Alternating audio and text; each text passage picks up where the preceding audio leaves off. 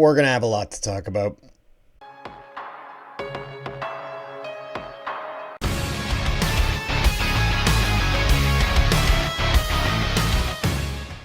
So, as you probably have noticed, I've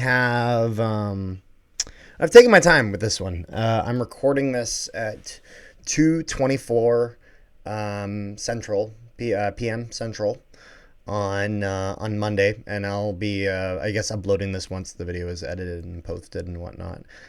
And so the Bombers lose their third consecutive Grey Cup, and they lose to Toronto to a backup quarterback. This loss might sting the most of the three for a few reasons. Because we lost to a backup quarterback. Again, he played well. He did. But he is a backup. I'll put it this way. If all of Toronto's quarterbacks were starting, what role is he playing? If he's a backup, then he's the backup. But, fair enough. He did perform. This one was disappointing because in previous years, it's felt like it's been so close and we went out swinging. It didn't feel like that this year. And it felt like a lot of what happened against Winnipeg was self-inflicted. Not saying that the Argos didn't play a great game. They played well. They did. However, I refuse to believe, even with their performance, that this team was unbeatable, like the Argos, and the way that they performed, that we couldn't have gotten it done. We could have, but we didn't. And there's a lot of reasons for that. There's kind of three different things that I guess it's easy to kind of, point your finger at. I want to start by the people pointing their finger at Zach Collaros and saying Collaros' time in Winnipeg is done. We need to move on from him and this and that. You want my take? Those people are wrong. In my opinion, I believe that those people who say that Collaros needs to go and that he can't be the answer at all, I believe those people are wrong. And a simple way I would like to phrase it is I want you to look at the history of the Bombers through all the different years. Quarterbacks in the early years of football were not nearly as impressive as they are now, in the regards of that it was a much more running-based game, more similar to rugby in nature. Of course, football stems from rugby.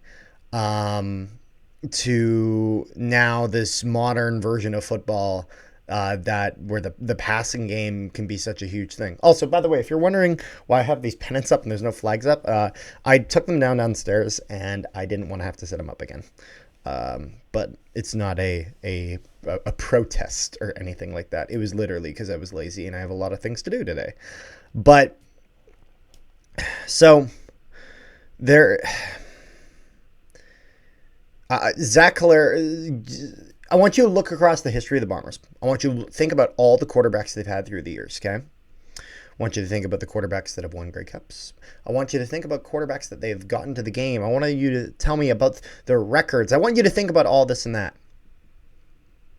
Is there another quarterback, Bomber quarterback, that was better than Zach Collaros?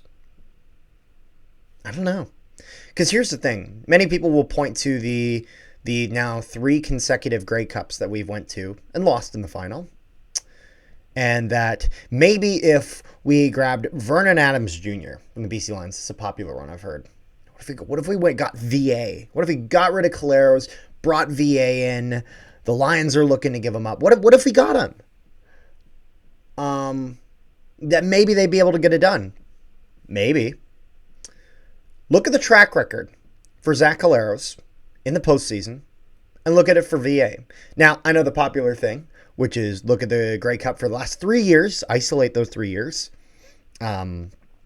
which conveniently isolates the 2 wins, which I think is not looking at everything in full context.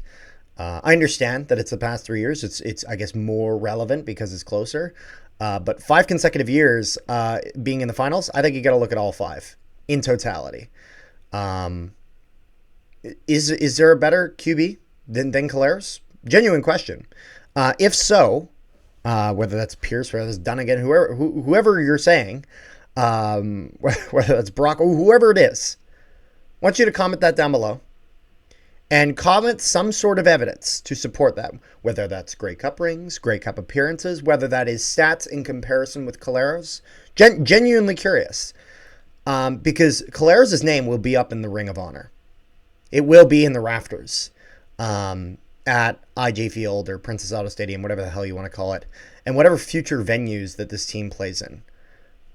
Zach Caleros' name will be up there. There's no question. So I don't believe, despite Caleros' shortcomings at times, I don't believe that he's the issue. So that then brings us to, well, what could the issue be? Buck Pierce. Buck Pierce been Bomber organization for a while, played for them, and for the past few years he's been the offensive coordinator. Now there are some pros to his game and some cons. So looking at some pros is that when playing the way he does normally, great utilization of the running game and has been able to use Brady Oliveira very, very well. And overall has done a good job with the offense. The offense, when you look at it in totality, their performance is very, very, very, very good. Honestly, it's been pretty solid. Now, if we look at him specifically in the Grey Cup, in the games he has coached in the Grey Cup, which was not the first year. I think he might have been in the second win. I'm not exactly sure. I'd have to check, but I know he's for sure been in the last three. But please check if he's in the 2022 one. I'm genuinely curious. But in the three losses we've had, he and again, if he's in the 2022 one, I'm not saying to isolate that. I just genuinely don't know. But at least in the past three, he has coached them completely different than the games leading up to it in the season. And in one sense, I understand that a little bit, in the sense of try to be a little unpredictable, in the sense of they'll be watching your film, so if you do stuff that's not in the film, you can hit them with that. But I think he takes it way too far and has taken it to the point where the Bombers are ignoring what has worked for them to get them into this game. At the end of the day, people have to realize that as much as a loss in the Grey Cup final is disappointing and whatnot, you have to factor in here that it is disappointing. Does it mean something to get to the game? Absolutely. It absolutely does mean something. Obviously, it doesn't mean even close to as much of winning the trophy. But if you had a guy like VA in there, does he even make the game? Maybe, maybe not. One thing I would say is look at how long VA has been in the CFL for. So we're going to search this up together. Vernon Adams Jr. We're going to take a look at exactly how long. He's 31 years old. We're going to take a look at how long he's been in the CFL. I think this is just important just because I think this is kind of a common go-to place. Kind of I guess a bit of a scapegoat here. So started playing in 2016. And he has played so far till the present day, and he will be most likely on the move away from BC at the end of this year. He has no Grey Cups. None. Flyers has two. There's that. And then if we look here, 2016, 2017 Alouettes, Riders 2017, 2018, Hamilton. Now, I'm not sure. Has any team he's made it to the Grey Cup final? I'm genuinely curious. I am going to look here on Wikipedia. We're going to pull that up because I think that's important to look at. Because again, it's one of those things where Vernon Adams Jr., at least in the past few years, because I guess maybe you're wondering what's the point of this, has been able to play very, very well in a lot of regular season games. And not only have I not seen him win the Grey Cup, I haven't seen the evidence to support that when push comes to shove, to get even into the game, that he's performed the way that he's needed to. Which is that a little bit playing out of this world good? Yes. However, Caleros has done that before. Not saying that he always has. Has he had off games? Has he had years where he's done really well and years that he's failed in that mission? Absolutely. But he has done it. And so the general point, like, I mean, if you look at VA this year, what the hell was that? Against Saskatchewan, it's like, really? That's what we want? I understand that people are frustrated with Zach Collaros with those picks. For a few things. Number one, first of all, the first one, it was such a long throw that it was practically a punt anyway when it came to the interception. So I don't really, I guess, care much about that. In the sense of, if you're going to throw it 40 yards down the field and that ends up being a pick, it's like, again, that's almost, it's not too much different than if you just punted the ball then. Obviously, it's not ideal, but I don't think it is the worst offender. And then they look at the other picks in the game. And again, this is after his hand's hurt. Now, I think it is a fair thing to say that maybe Collaros should not have been playing, and that because his hand was hurt, his throwing hand, we maybe should have made a bit of a different decision on who was in there. You're welcome to question that. I understand. I don't think Terry Wilson would have necessarily done any better. I mean, if you look at that almost interception in the end zone, Terry Wilson's throw had no effect on whether that was a pick or not. In the sense of the only reason that wasn't a pick was because the Toronto defender didn't grab it. It was served up on a platter for him.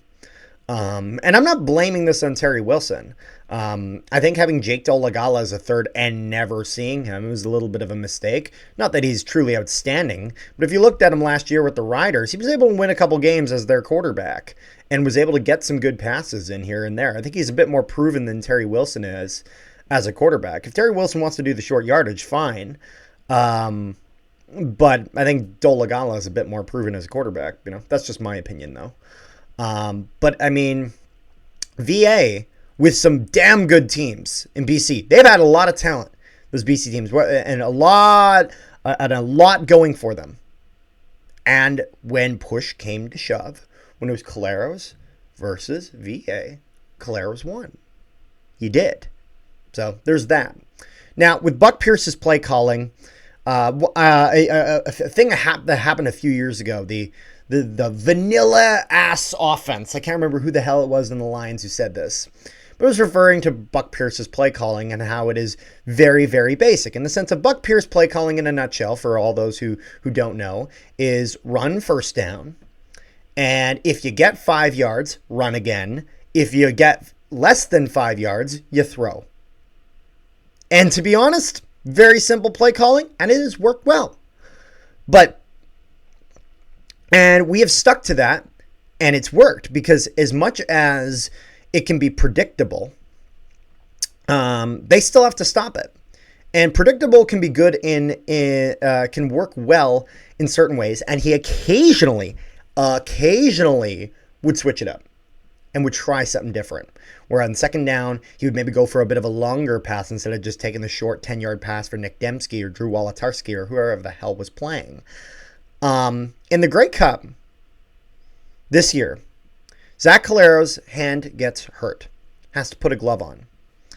And on his throwing hand, after getting stitched up or whatever the hell, taped up, whatever it was. Now, genuine question for you guys, and I just want you to think about this. Do you know how big of a difference something like that can make? I am no quarterback. I have never been a quarterback. However, I played center as an offensive lineman. So I was snapping the ball.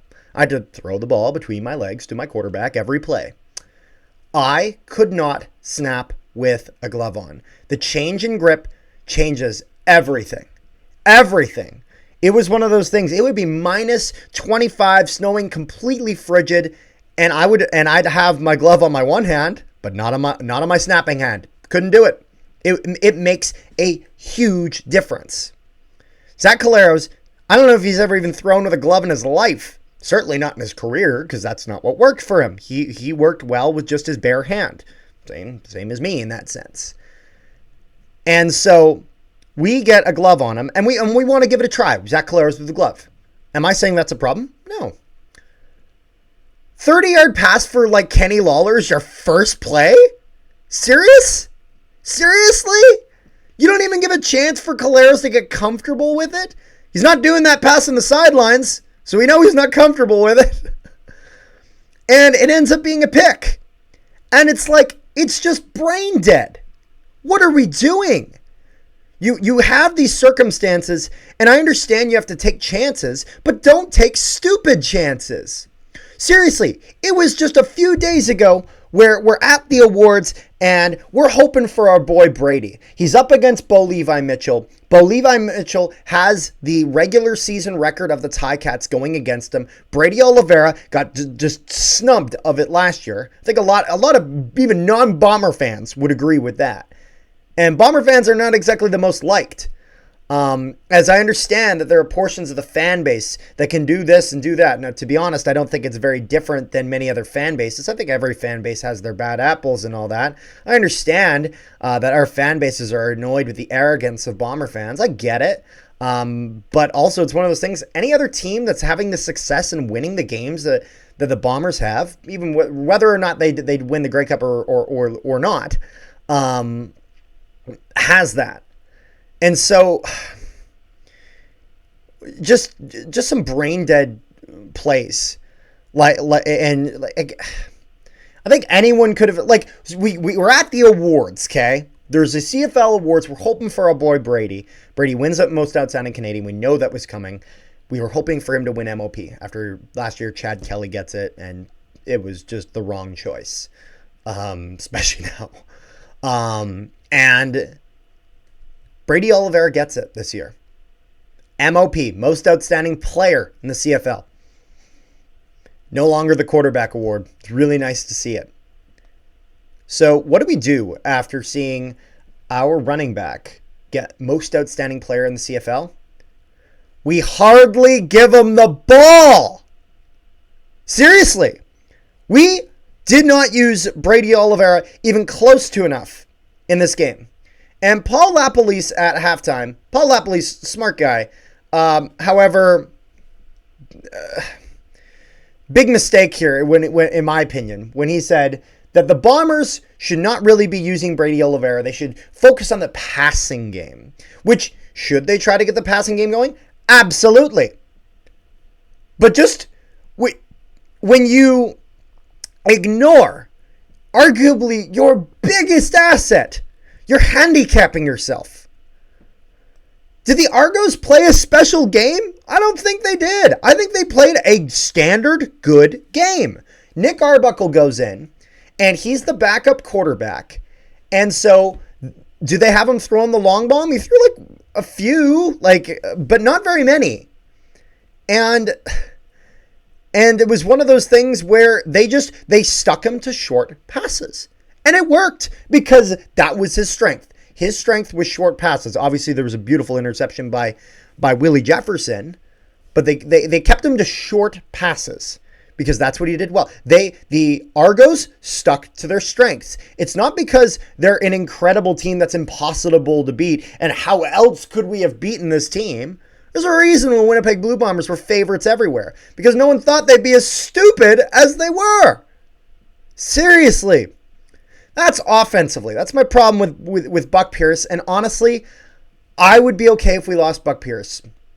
I was very disappointed with that game. Despite the fact that I think Buck Pierce has been able to do a lot for the Bombers. The Bombers have been putting up the same offense, the same look for the last few years. And it's gotten them to the game. And if he continued with it and played the way he did in the season, in the Grey Cup, I think it might work. But when he gets jittery and when he tries to do something different, you have the same thing and it's been working. So just let it work. You do all this work to establish a playbook and then you change it up. You change up the play calling in the game that matters the most. And then you're surprised when the team doesn't adjust. Obviously, the team has to try to adjust whenever they can. Obviously. But it's just, we're playing with fire, and we got burnt 3 years in a row now. That's the offense. Okay, defense. Jordan Younger. I like his defense for the most part. There's one big issue I had with this past game, with his defense. Why do we have 3 defensive linemen rushing Nick Arbuckle every play? Why do we have 3? Why do we have to play a 34 base? Why can't we play a 43 base? For those wondering, 43 base, 4 linemen, 3 linebackers. Just for those who don't know, 34 base, 3 linemen, 4 linebackers. Why are we not pressuring this guy? I mean, Willie Jefferson did. Willie Jefferson's one of a few people who showed up. Willie Jefferson showed up. Brady Oliveira showed up whenever they let him play. Castillo showed up. It's nice to see that. But we didn't let our D-line, which again, I think is a decent D-line. I understand it's not the Argonauts and with Serezna and Parrish and Brinkman. I understand it's not on that level. But friggin' use it occasionally. And there were times we put pressure and was able to get sacks. You know when that was? When we played 4 linemen. You have a quarterback who's never started a playoff game that you're going against. And you won't rush him? You won't rush him? You won't pressure him? When you get a guy like that who's never been in a situation, the goal is never let him get comfortable. Pressure, pressure, pressure, pressure, pressure. Make sure that he's always on edge and that he never has that time that he wants to be able to make these plays. And we gave him time. We gave him so much time. A lot of people had problems with the officials. I understand. There were a few plays I disagreed with. That's not why we lost, though. Was there a brutal holding call that they missed and Nick Arbuckle ran for like 18 yards after? Yeah, we didn't lose because of that. We didn't. We lost from a lot of other things. And the last thing, and this one might piss me off the most. Stupid penalties. Nichols, what the hell are you thinking? Before the play, walking up and smacking the football? What are we going to gain from that? Are we playing are we just angry? We're just angry and we have to take that out because we can't control ourselves? Is that what it is? I thought we were playing for the Grey Cup. That's what I thought. And for us to do that play, stupid, boneheaded play, and put the Argos on like the 8-yard line, just these self-sabotaging plays. We get a beautiful block punt. It's gorgeous. We're going for the ball, and we run interference. What are you thinking? If the Argos jump on the ball, we still get it. We still get possession. Whether we jump it on or they do, we get possession. Whether it's back there at the line of scrimmage, we're still in great field position. At that point, the goal is do not give them any way to get out of this at all costs. Because now you've just made that block punt meaningless. And that's what we did. Am I pissed off? I'm so pissed off about this game. I'm disappointed. Not because we lost. Well, actually, I shouldn't say not because we lost. I'm disappointed we lost. Absolutely. But this one hurts the most out of the 3 because of the way we lost. Each one of those games we went to the final, we were in it till the end. And you know what? The other team just pushed a little bit more. It looked like we gave up. Brain dead penalties. Dumb play, like so self-sabotaging. And I want some changes to be made. Not a ton, some. As at the end of the day, we got to the Grey Cup. It's not like we have a bad team. I understand that a lot of people are having a lot of fun shitting on the Bombers right now because of that they've lost 3 consecutive Grey Cups in a row. Now, I think it would be fair to point out that the majority of people that are commenting about this didn't even make it to the game. So, don't know, Then if you don't think that our team is capable and not good enough, then beat us. That's my answer. And I understand that maybe for some that comes from a point of arrogance or whatever. Screw it, whatever.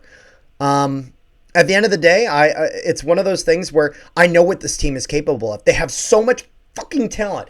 I'm angry because I know how good they are. And that wasn't the team I saw yesterday.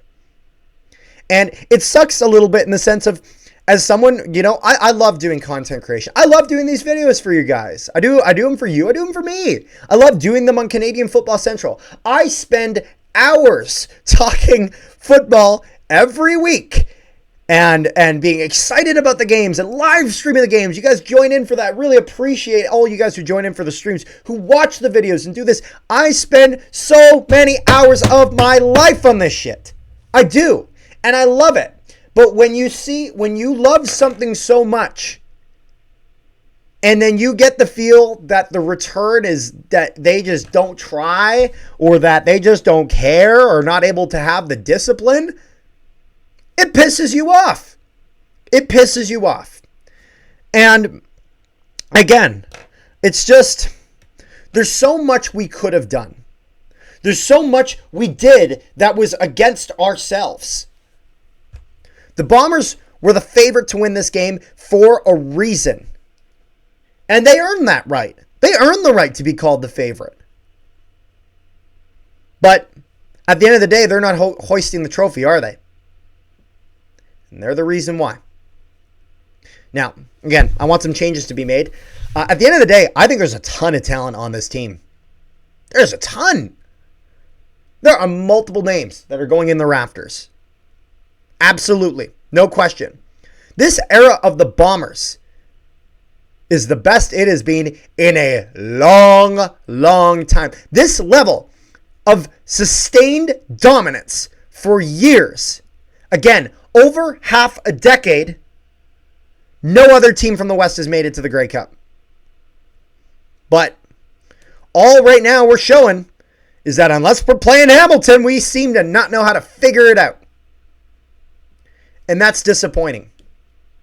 There's a lot I love about this team. I love that we're a community-run team, and we don't need a billionaire to come in and throw all his money around and do this and that. And I'm not necessarily dissing teams that have that. That's kind of essential in a lot of instances.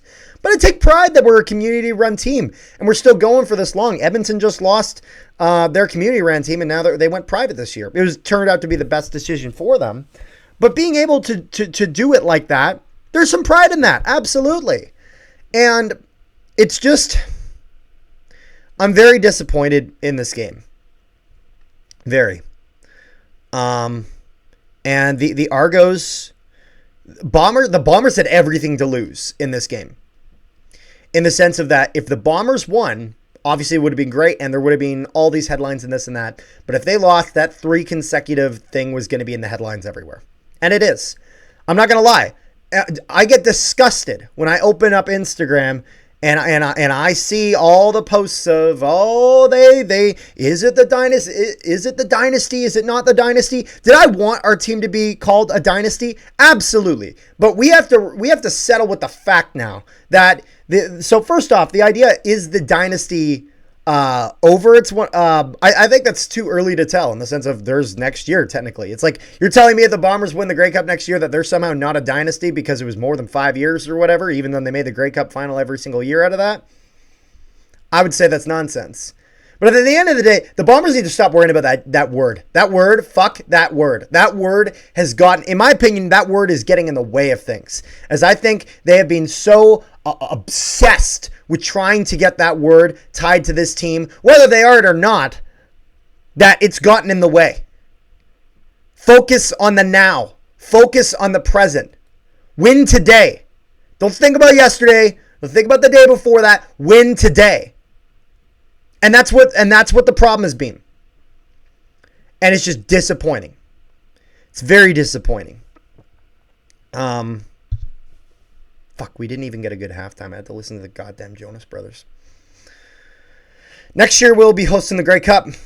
I will be there. I really hope we're in that game. Let's run it back. You know, at the end of the day, it's one of those things where the 2024 season is over. It ends in heartbreaking disappointment. But it's not like 2025 ain't a year. It's not like it's not coming up. So get to work. And let's get it done. Thank you guys so much for tuning into this video. It's fine. I had my notes for the whole game. But I didn't really go through it because I was just ranting the whole time. As this is just kind of a wrap up of everything. And I think some coaching changes would be good. I want to make this clear. Not O'Shea. O'Shea's the man. You keep him. I don't know if I'd change Younger. Think some self-reflection from Younger about maybe some things would be good. But he was able to put together some really good defense this year. Just need that to translate in the Grey Cup. Buck Pierce, 3 consecutive years, the exact same issue in the Grey Cup. I'd be okay with us losing Pierce. As not saying that we have to fire him. I'm not saying that. But I'm hearing the BC Lions are interested in him as they're doing some coaching changes. I'd be okay with us losing him. You know, I want to make this clear that I think Buck Pierce, despite the frustration I have with him right now, there's a lot that I really like about Buck Pierce. And I would thank him for the service he's done for our team. But I think it would be good for to give the talent that we have, because we have so much raw talent on offense. Give it a bit of a new face. There's a lot of guys I want to re-sign. I want to bring in more guys. That was the thing I will say, was that it feels like the last few years we've just kind of been bleeding guys and have been trying to replace them with rookies. Have had some success. I think Ontario Wilson has been a bit of a big success. I think Clarcius has done good. I think Garbutt has done good. I think Clarcius has done okay, to be honest. I think Wheatfall has done okay. Maybe it just needs a little more time there. I think Tony Jones has really emerged on the defensive side of things. This is not a bad team. This is a great team. The Bombers are a great team. They are a great football team. They need to iron out the mistakes in their game and the self-inflicted wounds. And if they do that, I truly believe this team could get back up to the top of the mountain again. I've seen it. Even with an off year from COVID, they came back and got it done. So I pray to God that they're able to do that. To Toronto Argonauts fans, congratulations on winning the Grey Cup. You guys came to play. You guys earned it. As much as I hate saying it. And there is no avenging the loss from 2 years ago. But again, we have to stop thinking backward, and we've got to start thinking forward. So, go Bombers, go! Hope you guys enjoyed this video. I don't know if you did, well, or if you're just here upset with me. My apologies for the foul language I used, but then again, I guess you're kind of used to it if you check out this show. I'd love to know your comments in the comment section down below, whether that's changes made to the roster, whether that's thoughts on what I said in this video, or anything whatsoever. Maybe the dumb streaker they had on the field or whatever. I don't know. Anything. Comments on anything down below. Really, really appreciated. But now it's time for our Winnipeg Jets to get going. They've had a really good start. They've lost 2 games here, but there's a lot to look forward to with that team. A lot of success they've had this year. Best start in NHL history. Pretty darn good, I would say. And so until the Bomber season goes back up, go Jets go. Make sure you guys check out Zach's videos on that. It's been a lot of fun. And so peace, love, and positivity to all your wonderful people at home. And we will see you guys next time.